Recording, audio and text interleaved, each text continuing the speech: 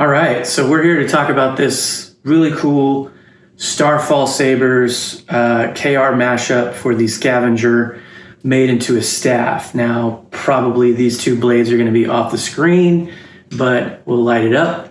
Right now, I'm just kind of showing you the accent pixels, and then yeah. So let's light it up.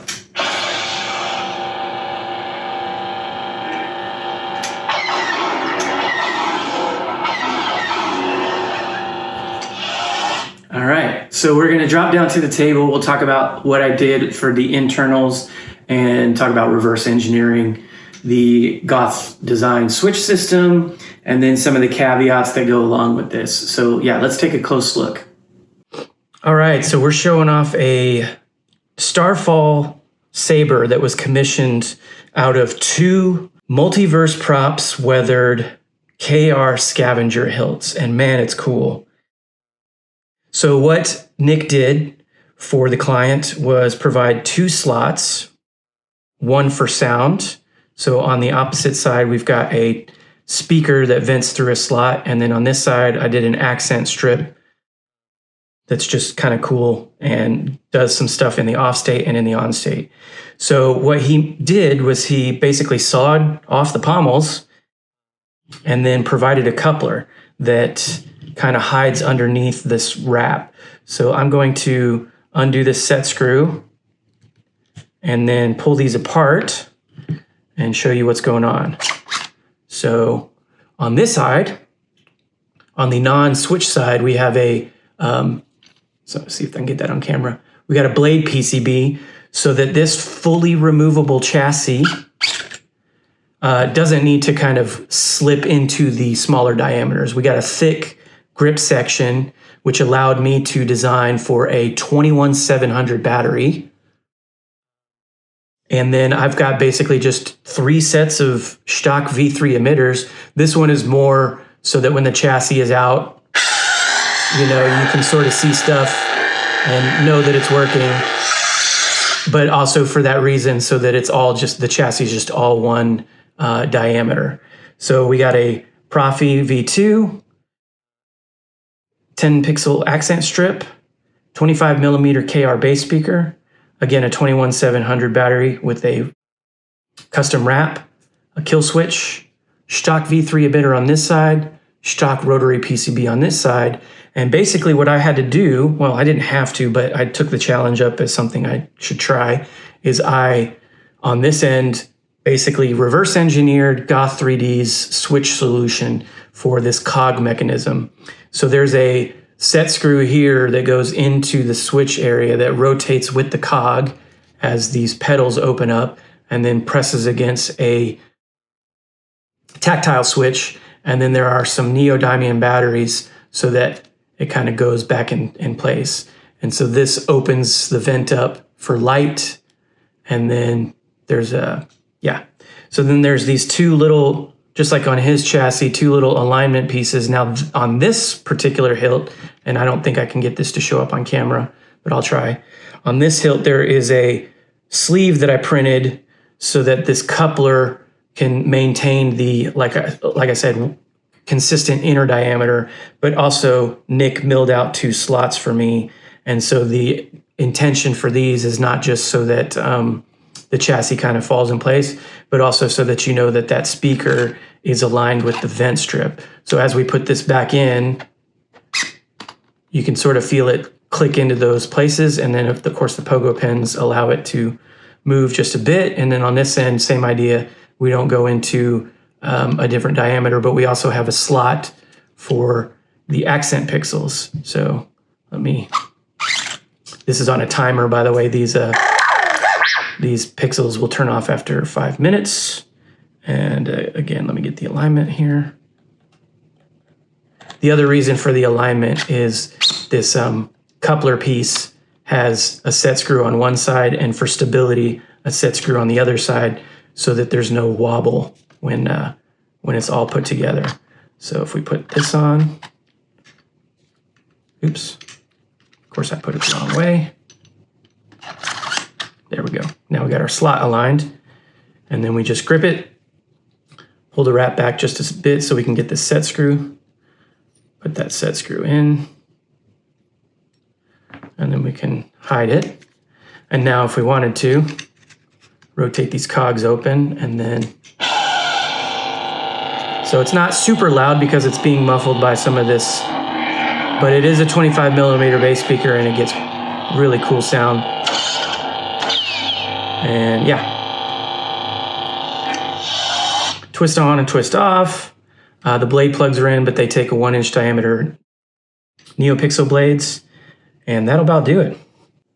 All right, so we went over the internals. We've got it all cinched up. I've got 2 blades in. I'm gonna be very delicate for now on because I'm deathly afraid of like some of these set screws popping off because they are not, they're very tiny. So yeah, this is a 1-button setup. So the side that has the, like I mentioned, the unaltered screw, so it's not weathered by Multiverse Props, is the side with the switch on it. And you'll have probably already opened this up to get the blades in. This can be a shelf queen because I do not think this is something you would take to the con floor. So yeah, it's sporting 2 1-inch diameter NeoPixel blades. The programming is set up for 32 inches in length.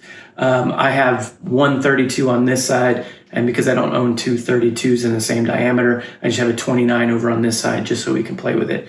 But yeah, 1-button setup. So a lot of the functionality is going to be either a long press or multiple presses. So if we want to switch presets, we're on the first preset now, but we'll just hold it for a second. And then we'll move forward, and then you can see the accent strip changes, and it made a little notification sound. And then to ignite it, we just short press. We do have gesture on and off, so twist on, twist off, and then we also have thrust on, which is like a sideways motion. And then what I did for ease of functionality is when you use the gesture controls, you're now in battle mode. So rather than having to hold to get into lockup, if we just clash the saber, we're gonna stay in lockup until we pull away. I didn't kind of do that quick enough, so let's do that again. So we're in lockup. Now, because it's one prophy, it's gonna be mirrored on both sides. And then if we pull away, we'll get out of lockup. Same goes for like melts. So if we clash the saber in a horizontal position, we're gonna get melts until we pull away, or drag. Now the switch side is what's facing down. So if we're in the down position and we clash, we'll get that. Okay, until we pull away. Okay, I'm gonna perform the rest of this with 1 blade in. It's a little unwieldy with both, and then we already had my fear a screw pop out as I was demoing it. So I got that screw back in. Anyway, so we're gonna go back over the rest of this set. This is a 1-button prop file, so I've printed out the instructions for that. Most of your functions are either going to be long presses or multiple presses. So to advance the presets when the saber is off, or I should say when the blade is off but the saber's on, then you will do a long press on the main button. And so you'll get that notification. You'll also see that the accent strip changes as we do this. And then to ignite it, it's a short press. Okay? So, or since we already got the blade in, we can twist on and then twist off. And then if we wanted to go backwards in fonts, we'll hold it when it's down. Now, we do have OS 6.7 on here. So if you do hold the power in the off state for a long time, it will actually ask for the preset. So see if I can do that real quick. Select preset. So you'll hear that select preset. So now if we rotate the saber, we'll be going forward. Hero's journey. And then if we rotate the opposite direction, we'll go backwards. And then we just hit the button to confirm, and then we'll get that sound effect, and then you should also see that the blade animations, if I can get the thing to show up, will confirm that. So again, just a quick button to turn on, but we'll have to hold it to turn it off. Otherwise, you'll use the gesture. So what I did with the gesture controls, when you use twist on or thrust on to turn the saber on, you'll get into what's called battle mode. And battle mode just means whenever we clash the saber, we're going to engage lockup until we pull away. So I was demonstrating this originally with 2 blades, and that's when we lost our screw. So anyway, so the same goes for stabs. We'll actually engage melt. There we go. And then that's, depending on which preset you are, that may get more intense over time until we pull away. And then the same goes for down, we'll get our drag. So we got our drag until we pull away. So if you do not want battle mode, then just hit the button to turn it on and off, okay? So to do our track, we're gonna double click the button. And of course, that's not going to sound super loud on camera because we're going through the slot, but and then we just double click to turn it off. Now, when the saber's on, you can double click to turn it on as well, but it will only do it if the saber is fully upright. Any other time, you'll just basically be doing force effects. So if we hold the button for a second while it's on, we'll get a force effect. Now, on this particular font, it's a quote. And some fonts for the Starfall font collection may have a mix between quotes and sound effects. So it's just a mixed bag. So yeah, we'll just twist off. Okay, so for color change, it's gonna be a little bit difficult because you have to do 4 consecutive clicks, which on this cogwheel can be a little bit weird because you don't get that clicky sound with all of the stuff that's going on. So let's try it. We're gonna do 4 clicks when the saber's on. Okay, you'll get that sound. And now we'll go through the color wheel until we find something we want. And then you just click again to confirm. So now if we turn the saber off, it's gonna remember that blue. Okay, so again, 4 clicks.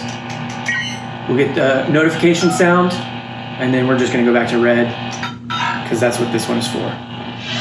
All right, so that's gonna cover most of the functionality. So yeah, let me know if you have any questions. Again, this is a very delicate saber, so this is probably gonna be mostly a shelf queen, but when you're done, take the blades out, you can put the blade plugs back in, and then with the provided Allen key, you'll find the grip set screw, and then the non-switch side is the side with the accent. That's the side I intend to come off and come back on, so that when you pull the saber or the chassis in and out, that you only have to align the lights. You won't have to worry about aligning the speaker. So yeah, let me know if you have any questions, and I hope you enjoy.